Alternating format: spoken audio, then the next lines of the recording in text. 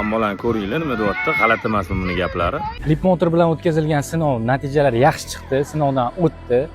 Bundan oldingi o'tmagan avtomobilni Xitoy dilerlari tan olmadi, ya'ni biz maxsus bizni dilerimizdan olmagan, o'zgartirilgan bo'lishi mumkin degan natija xulosani berishdi.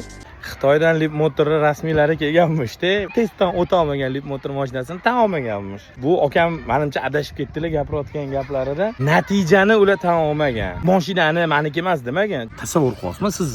Bolangizni tan olmayapsiz degani bu. Rasmiy bo'ladimi, norasmiy bo'ladimi? Buni mashinasi-yu, buni bolasi-yu. Men tushunmagan narsam, bizning mutaxassislarimiz o'tkazgan laboratoriya tajribalari asosida Leapmotor o'zidan o'zi o'tmayapti-da, lekin bular kelsa o'tib qolyapti. Qani laboratoriya testlaridan o'ta olmagan mashinani ne ko'rsatishmayapti o'sha xitoyliklarga. Ne chakagini o'chirib qo'yishmayapti. Sharmandalik-da bu. Shuncha o'chiribdi, kechikkan odamlar nima bo'ladi? Nimaga birdan o'tmadi? Nimaga endi birdan o'tyapti? Nimaga cheklov qo'yildi-yu, nimaga cheklov ochildi? Shu to'g'risida tushuntirish bersa kerak. Kutib qolamiz. Sertifikat agentligi, Otabek akam, avtodeklarant degan u bola. Podkast bo'ldi. Kerakli savollar berilyapti, javob yo'q. Konkretni savollar ko'ndalang qo'yilyapti, lekin javob yo'q. Biz tez kunda ishlab chiqamiz, bunga rasmiy tarzda javob beramiz, shunga o'xshagan narsalar. Asabingiz buzilgani qoladi, shuning uchun ko'rmay qo'ya qolinglar.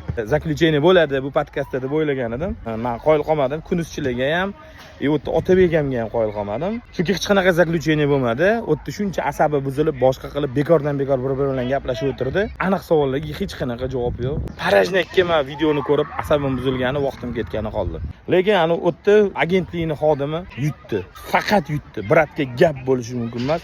Otabek akamga yonida yana avtodeklarant nerishti qilib bir balolar qilib baqir-chaqir qilyapti. Brat spokойно, xotirjam o'tirib savollarga javob berdimi, bermadimi? Pofik unisi, muhimi xotirjam o'tirib, derskiy chiqib ketdi, bo'ldi. Mavzu boshqa ko'tarilmaydi.